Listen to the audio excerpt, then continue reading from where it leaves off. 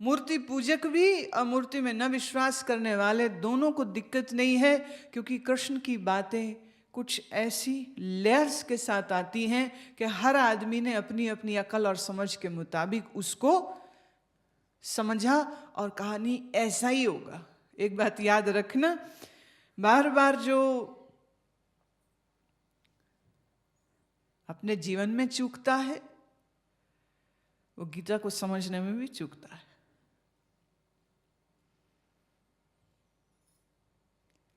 और मैं जो भी कुछ बोल रही हूं, मेरे भी शब्दों को तुम अल्टीमेट अगर समझ रहे हो और अकल नहीं लगाओगे तो तुम्हारी भी दुर्दशा वही हो जाएगी। मैंने कहा अच्छा ज्ञान योग खत्म हो रहा है, अब यहाँ से निष्काम कर्म, जो कहते ज्ञान योग समझ ना लगे इसलिए अब निष्काम कर्म, और सब यही समझ रहे हैं कि उसको ज्ञान योग समझ नहीं लगी इसलिए भगवान थोड़े नीचे लेवल में आके उसे कह रहे निष्काम कर्म कर। पागल हो गए हो क्या? मति मारी गई है। कामना शून्य वो हो कैसे सकता है जिसकी मैं मन हूं, जिसकी देह में आसक्ति है, वो कैसे कामना शून्य होगा? मन में उठी हर तरंग को वो मेरे में तरंग उठी है ये कैसे न जानेगा?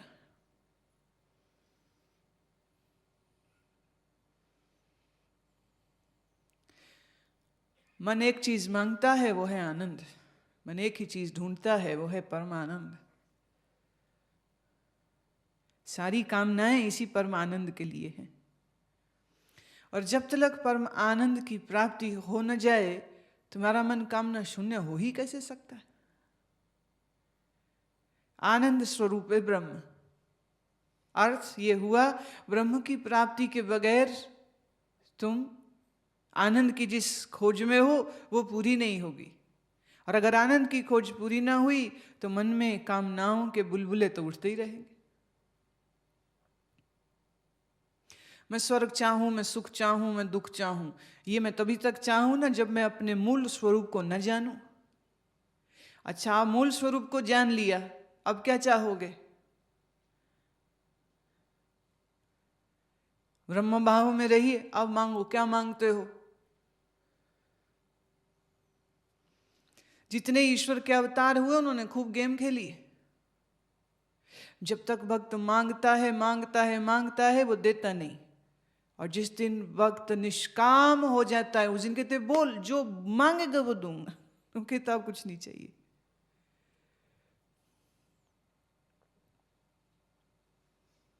जितने भी भक्तों की गाथाएं हैं आप अगर उन्हें पढ़ें, सब जगह यह है कि अंततः जब भगवान ने दर्शन दिए तो उन्होंने कहा बेटे मांगो, क्या मांगते हो, क्या चाहिए? वो कहता कुछ नहीं चाहिए।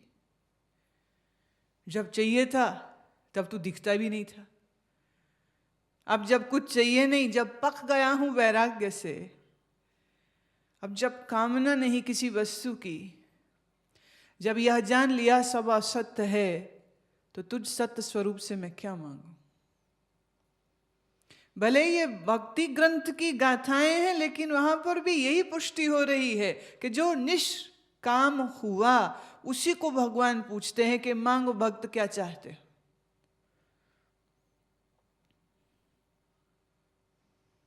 सकामियों को भगवान दर्शन भी नहीं देता।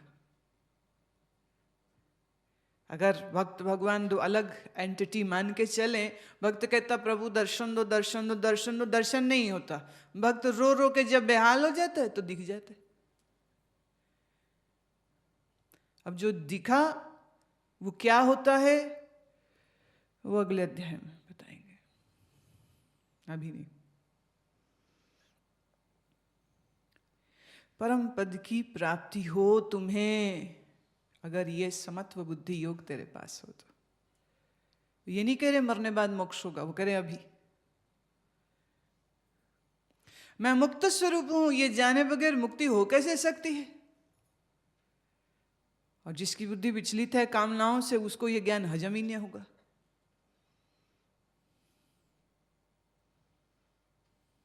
समत्व बुद्धि योग यही तुमको शांत स्थिति प्रदान करता है और कुछ कर ही नहीं सकता। क्यों? भगवान कहते यदा ते मोह कलिलम बुद्धिर्व्यतितर्यष्यति तदा गन्तासि निर्वेदम श्रोतव्यस्य श्रुतस्य च। यदा ते मोह कलिलम, जब जब तेरी बुद्धि में मोह की मैल आ जाती है। मोह कलिलम, मोह एक दलदल है। जब जब तेरे को ममता जगती है तो यह जान कि तेरी बुद्धि उस दलदल में फंस जाती है। और इस दलदल में फंसी हुई बुद्धि से क्या तू निष्काम कर्म करेगा और क्या तू ज्ञान की साधना करेगा? कुछ भी संभव नहीं। पहला काम, बुद्धि को उज्जवल कर, निर्मल कर, शुद्ध कर। कैसे होगी? मन जिस दलदल में फंसा है उस दलदल से बाहर निकाल। तदा गंतासि निर्वेदम, जो मैं कह रहा हूं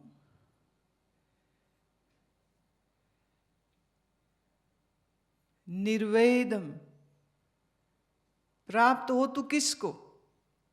उस वैराग्य को जिसके अभाव में तेरा मन इस दलदल में फंसा था।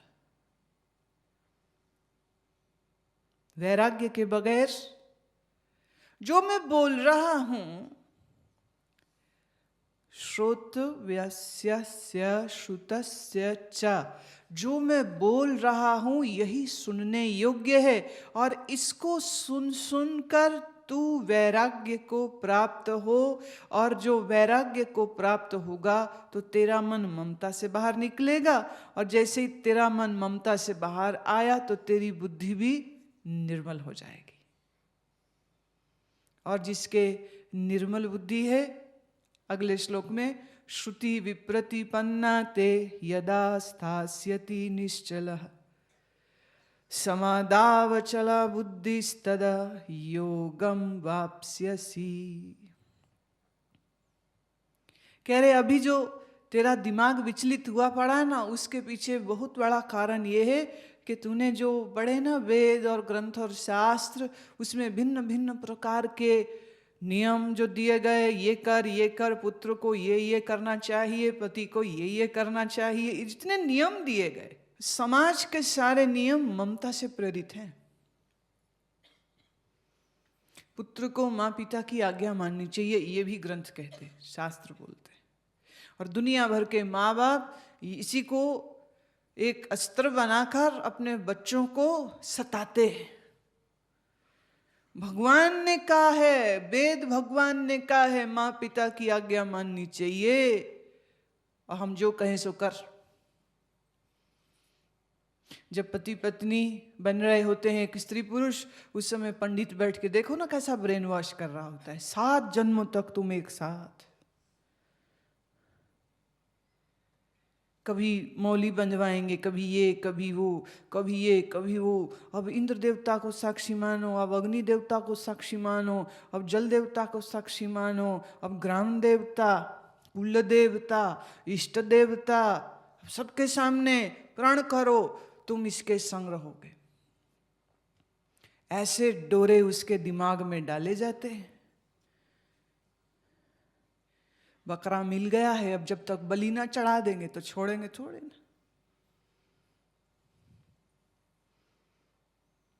भगवान कह रहे हैं ये जो तेरा दिमाग इस समय विचलित हुआ पड़ा है ना, उसके पीछे ये कारण है वही श्रुतियां जिनके सिद्धांतों ने तेरे दिमाग को खराब किया है।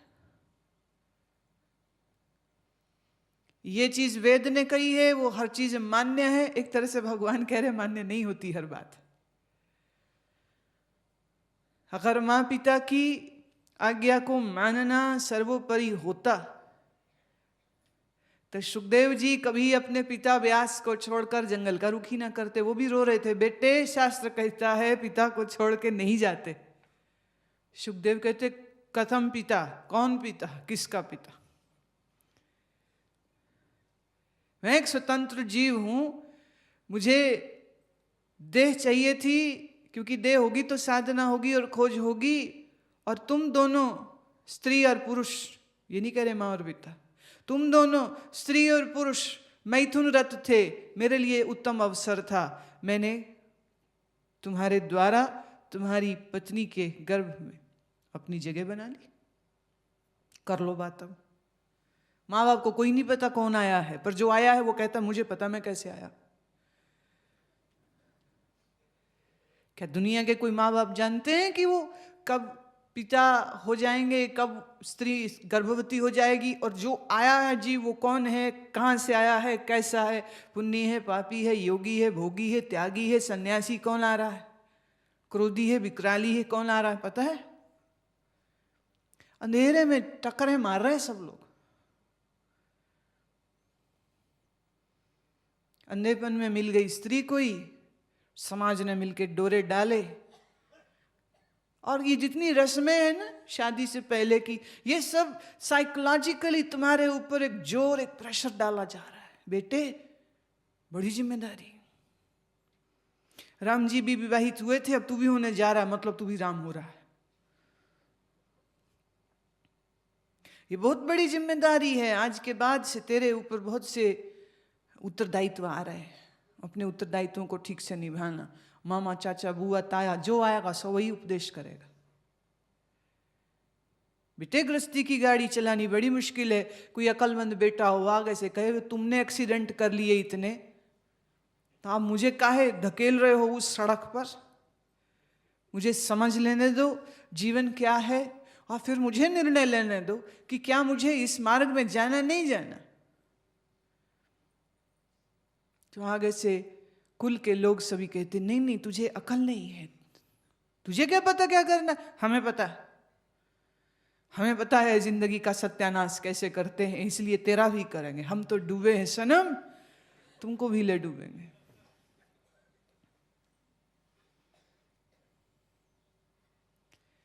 ऐसे ऐसे सिद्धांत सुनाए जाते हैं जिनको सुनकर के तुम गिल्टी कॉन्शियस हो जाते हो। ऐसे ऐसे श्रुतियां हैं जिन श्रुतियों को सुन तुम्हारे चित्त में ममत्व जागते।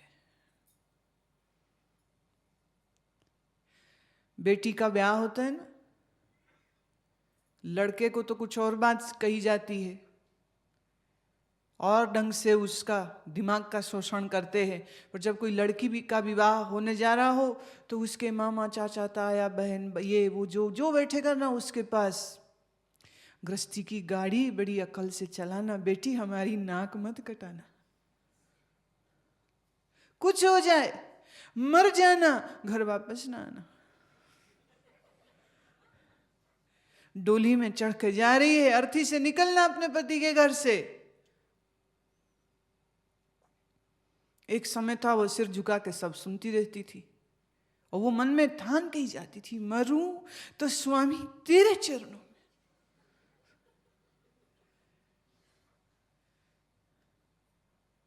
वो बेवकूफ से इंसान को अपना स्वामी बना लेती है, जो कामी विकारी है उसको अपना स्वामी बना लेती, सिंदूर भरती, मांग भरती, और ये कहती प्रभु मेरा सुहाग जिंदा रहे।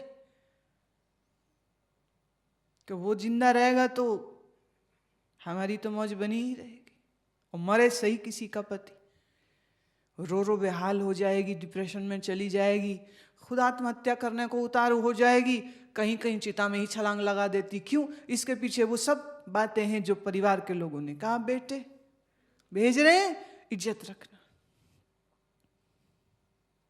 कई कई घरों में तो ये हाल है कि शादी करना बड़ी तकलीफ दे काम होता है, खर्चा बहुत होता है। तो एक भाई कहते देख ये ना 4 लाख रुपए लग गए तेरी शादी में, और अब ठीक ठाक रहना, वहां से दोबारा हम खर्चा नहीं कर सकते।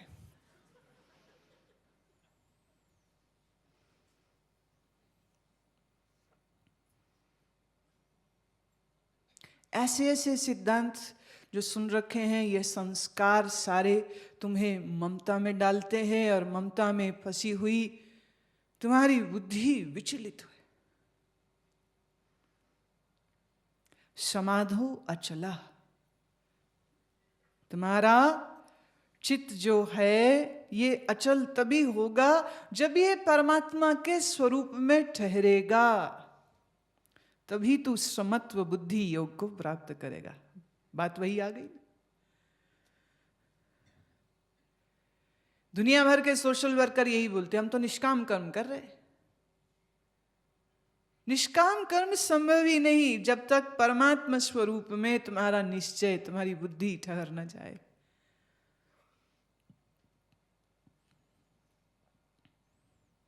जिसकी बुद्धि सत्य में ठहर गई, जिसकी बुद्धि को समत्व योग मिल गया, जिसकी अब स्थिति दृढ़ हो गई है, उसी के लक्षण क्या होते हैं वो अगले श्लोक में आ रहे हैं। स्थित प्रज्ञस्य का भाषा समाधिस्तस्य केशव, स्थित दीह किम प्रभाषेत किमासीत व्रजेत किम। अर्जुन के अंदर अब ये भाव उठ रहा है, प्रभु आप इतनी वंदना गा रहे हैं, महिमा गा रहे हैं, स्थित प्रज्ञ जिसकी बुद्धि ठहर गई है, जिसे समत्व बुद्धि योग प्राप्त हुआ है, ऐसे समत्व योग को प्राप्त हो चुके इंसान के लक्षण क्या है?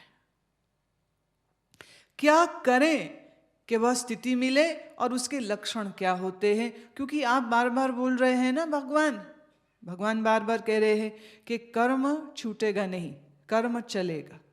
ये खेल संसार का तुम छोड़ के किनारे नहीं हो सकते हो। अगर किनारे हो जाओ तो तुम्हारा खेल वहां शुरू हो जाता है। शरीर पंच विषय और पंच तत्वों के समाज का खेल है ये तुम्हारा शरीर। वायु बगैर नहीं रह सकता, भोजन बगैर नहीं रह सकता, निद्रा बगैर नहीं रह सकता। तीन तो चाहिए ना, कम मात्रा में चाहिए, थोड़े चाहिए, पर चाहिए। भोजन कहां से मिलेगा? कोई तो उपार्जन करेगा। जो उपार्जन करेगा तुम्हारा उनसे भी रिश्ता हो जाएगा। ऐसे तुम्हारा कोई लेन देन नहीं है पेट्रोल पंप वालों से, पर अगर पेट्रोल पंप की हड़ताल 10 दिन कहीं चल जाए, कुछ होगा? बहुत कुछ हो जाएगा। हम लोग सब जुड़े हुए हैं, शरीर के नाते हम लोग सब एक दूसरे के जो व्यवसाय हैं उनसे भी जुड़े हुए, इनडायरेक्टली सबके प्रभाव आते हैं।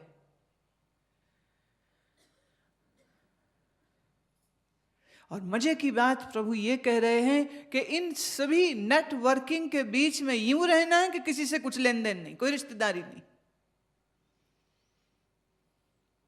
कर्म कर, चाहना मत कर। अब जब कर्म में उद्यत होगे, जब कर्म करने लगोगे, तो उस कर्म के समय तुम्हारा अन्य कितने ही दूसरे जीवों से भी तो वास्ता पड़ेगा। कोई रजोगुणी होंगे, कोई तमोगुणी होंगे, कोई सतोगुणी होंगे।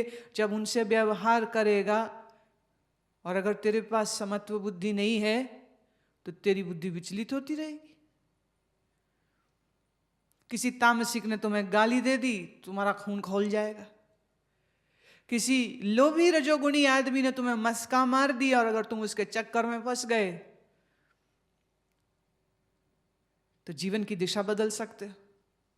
मतलब प्रभु ये कह रहे हैं कि इस दुनिया के खेल को वही चतुरतापूर्वक, शब्द आया था चतुरतापूर्वक खेले। कौन? जिसके पास समत्व बुद्धि हो, उसे अब कोई भय नहीं। बेच दो उसको अब कहीं भी,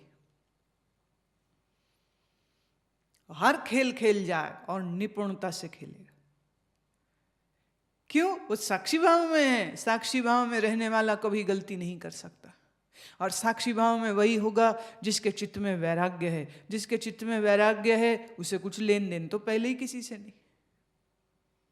They are the perfect individuals to survive in this samsara because they are just doing their act irrespective of whether they'll fail or they'll succeed. जब तुम्हारी आंखें महत्वाकांक्षा से अंधी होती हैं तब भी गलती का चांस है, और जब तुम केयरलेस हो जाते हो तब तो निश्चित गलतियों के चांस होते हैं। स्थित प्रज्ञ समत्व बुद्धि जिसको प्राप्त हुई है, ना उसमें उत्तेजना है, ना उसमें कोई भय है, ना उसको जय या पराजय का कोई द्वंद्व है। ऐसा व्यक्ति समाज के किसी क्षेत्र में हो, अपने आप में एक अद्भुत और सुंदर मिसाल होगा। अर्जुन के चित्त में ये भाव उठ रहा है, प्रभु ये स्थित प्रज्ञ इंसान के लक्षण क्या है? हे केशव, समाधि में जो स्थित है, समाधि में जो स्थित है, शब्द है समाधिस्तस्य केशवः। भगवान कह रहे थे बुद्धि युक्त, भगवान कह रहे थे समत्व बुद्धि युक्त। भगवान ने एक बार भी नहीं कहा था समाधि युक्त, पर अर्जुन कह रहा है समाधि युक्त। ये अकल की बात की अर्जुन ने। अब 2 और 2 4 की गणना कर गया वो। जिसके बुद्धि में समत्व है, जिसकी बुद्धि सत्य में स्थित है, जिसकी बुद्धि अब ठहर गई है और समता में है, इसी को समाधि कहते हैं।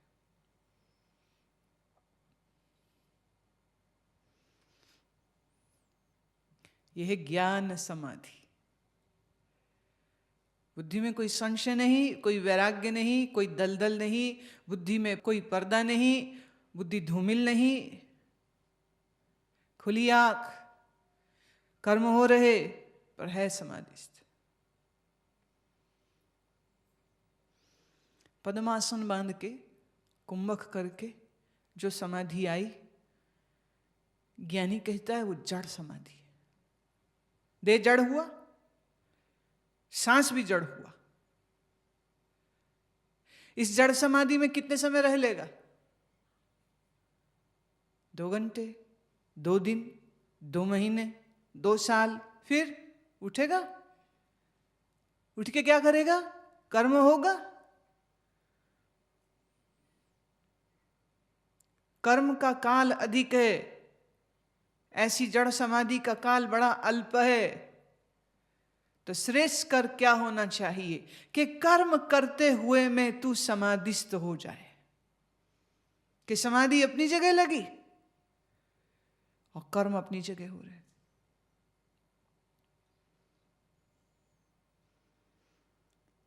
भगवान ने एक बार नहीं कहा जो समाधि प्राप्त हुआ हो, न समाधि के लक्षण दिए, न समाधि शब्द उपयोग किया, लेकिन जो बातें कृष्ण ने कही अर्जुन समझ गया। वो कहता अच्छा, ऐसे समाधि प्राप्त इंसान के हे केशव स्थित प्रज्ञस्य का भाषा, क्या लक्षण है उसके? समाधिस्तस्य केशवः, जिसको यह समाधि प्राप्त हो गई। स्थितधि किम प्रभाषेत, प्रभाषेत बोलना,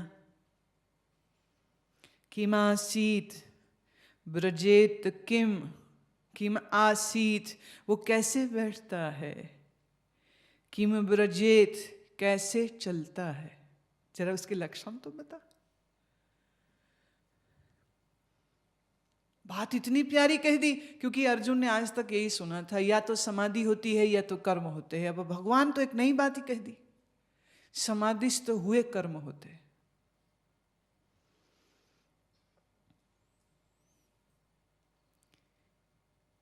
ज्ञान की ये उड़ान, इसकी कोई तुलना है क्या? समाधिस्थ हुए जिससे सब कर्म होते हैं, वही निष्काम कर्म योगी है। अर्जुन कहता है ऐसे के लक्षण बता, कैसे बोलता है, कैसे बैठता है, कैसे चलता है। How is it possible? या तो आप समाधि लगाओ, आंख बंद करो, कुंभक साधो, और या आप कर्म करो, पर दोनों का कॉम्बिनेशन। श्री भगवान वाच प्रजाति यदा कामान सर्वान पार्थ मनोगतान आत्मन्येवात्मना तुष्टः स्थित प्रज्ञस्तदोच्यते।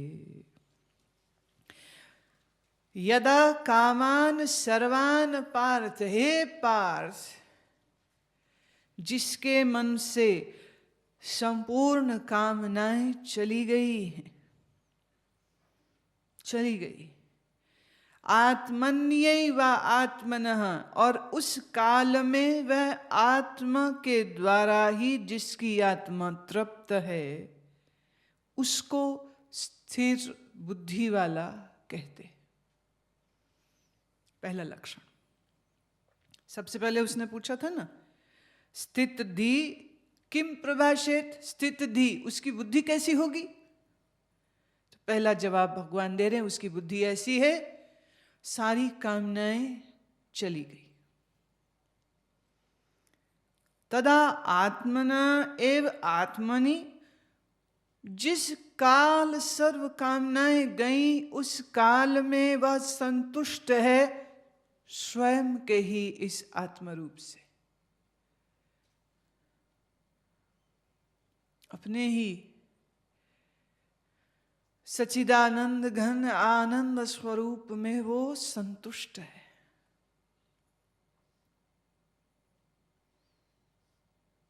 तृप्त है।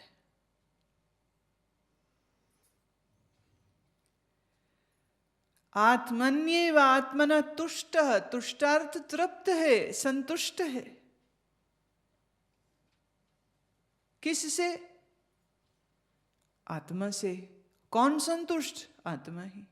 अपने से आप ही संतुष्ट है। अपने से आप ही संतुष्ट है, मतलब अपने आप के स्वरूप को जान, ये इसकी बुद्धि संतुष्ट है। बुद्धि में जो मैं प्रतिबिंबित हुआ, तभी तो बुद्धि ने पलट के जानना चाहा कि ये जो मैं सोच रही हूं, मेरी सोच के पीछे भी कौन है? अरे वही चैतन्य है। वही चैतन्य? क्या वो कोई अलग चैतन्य है? अरे नहीं, वो चैतन्य मतलब मैं ही चैतन्य है।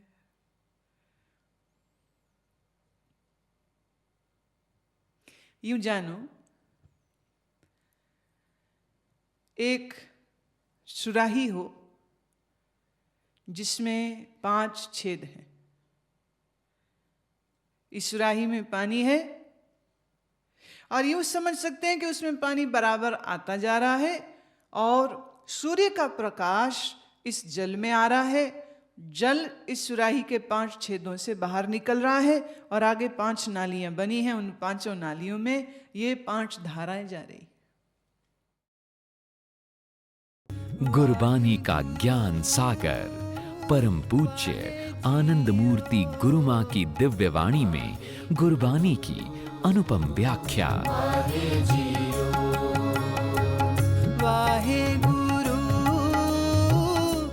जपजी साहेब, जाप साहेब, सुखमनी साहेब, रहरास साहेब, सलोक महल्ला 9वां, चौपाई साहेब, आनंद साहेब व अन्य गुरुबानी ग्रंथों की सुंदरतम प्रस्तुति अब gurumaa.com पर उपलब्ध है।